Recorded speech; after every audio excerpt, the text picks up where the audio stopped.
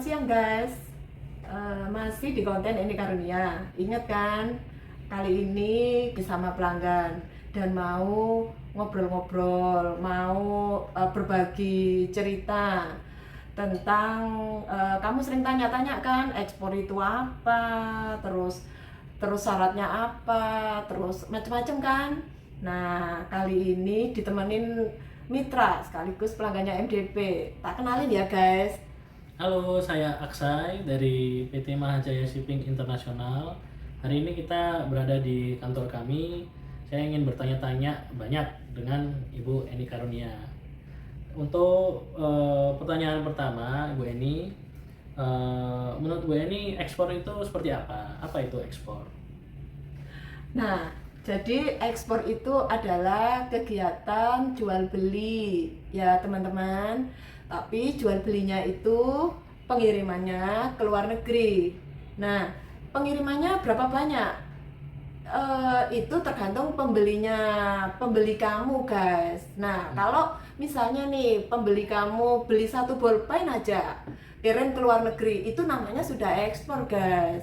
Nah, lebih baik lagi kalau pembeli kamu jumlahnya yang banyak, satu kontainer gitu loh guys, itu juga ekspor. Pokoknya intinya apa itu ekspor yang ditanyakan oleh Pak Aksai. Ekspor itu adalah jual beli dan pengiriman yang dilakukan di luar Indonesia gitu ya guys. Kita lanjut ke ini apa, pertanyaan atau pembahasan yang kedua ya. Yang kedua ini saya mau tanya ini sama Pak Aksai. Syarat-syarat. Nah, kebanyakan ini yang nonton lagi pemula semua kan ya. Nah, jadi syarat-syarat untuk para pemula yang mau ekspor ini Mas Aksai, itu kira-kira apa ini? Tolong dijelaskan supaya yang menonton ini bisa memahami gitu. Oke, jadi untuk hal pertama, kalau semisal teman-teman mau jadi eksportir, pastikan dulu di ekspor barang apa, komoditas apa. Setelah dipastikan, bikin perizinan perusahaan dulu. Jadi dari akte perusahaan, NIB, NPWP, SIUP dan sebagainya harus dipersiapkan dulu, dan pastikan komoditas yang teman-teman mau ekspor itu sudah termasuk di NIB. Setelah sudah selesai semua pengurusan dokumen-dokumen legal, setelah itu bisa bernegosiasi dengan buyer atau pembeli di negara tujuan, bikin kontrak kerjasama dulu dengan buyer. Setelah itu mintakan pembayaran sesuai perjanjian.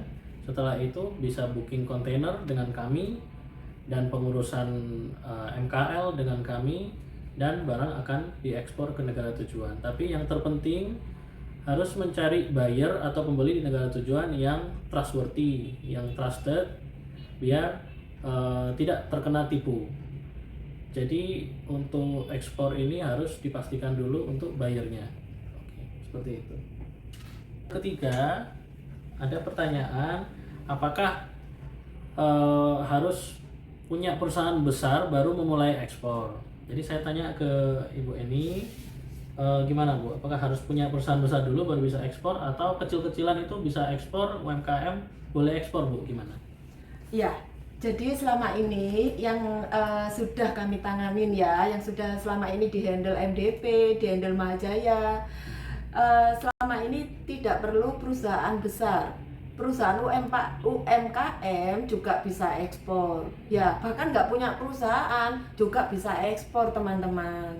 Asal kamu punya buyer, punya pembeli yang seperti dijelaskan sama Mas Aksai tadi, pembeli yang benar, pembeli yang trusted ya Mas ya. Ya, trustworthy. Nah, seperti itu. Kuncinya cuma di situ. Nah, masalah izin yang dijelaskan sama Mas Aksai itu juga penting. Tapi walaupun kamu tidak punya izin, kami pun siap membantu. Kami pun siap memberikan jalan keluar. Yang penting kamu harus punya buyer ya, guys. Gitu. Dan kayaknya banyak ini yang harus kami jelaskan ya. Pertanyaan-pertanyaan yang apa ya, yang ingin kamu tanyakan ya. Dan untuk selanjutnya akan kami bahas di next konten ya guys ya. Gimana Mas? Ya, baik. Di next konten kita jelaskan lebih banyak pertanyaan dari teman-teman. Kira-kira apa Mas di next kontennya nanti yang mau dibahas? Mungkin ini ya, yang keempat mungkin produk yang paling mudah diekspor dari Indonesia, dari negara kita Indonesia. Terus nanti ada bagaimana cara mencari buyer juga akan kita jelaskan ya di next konten. Terus apalagi ya Mas?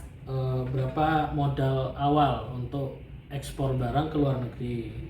Apa itu payment terms seperti LC, TT, DP, seperti apa? Terus apa itu HS code? Apa bedanya FOB, CIF, CNF, CIF, seperti itu. Dan apa lagi Bu? Terus cara packing barang ekspor, apa itu fumigasi, ISPM 15, berapa lama proses fumigasi, cara untuk mencegah kontainer supaya nggak berjamur dan nggak berembun, dan tentunya masih banyak guys. Kamu tertarik kan dengan pembahasan next konten kita? Oke, kalau kamu tertarik, kita pasti bahas ya Mas ya. Pasti kita bahas di konten selanjutnya. Oke. 2, 3. Kamu tunggu ya next konten kami.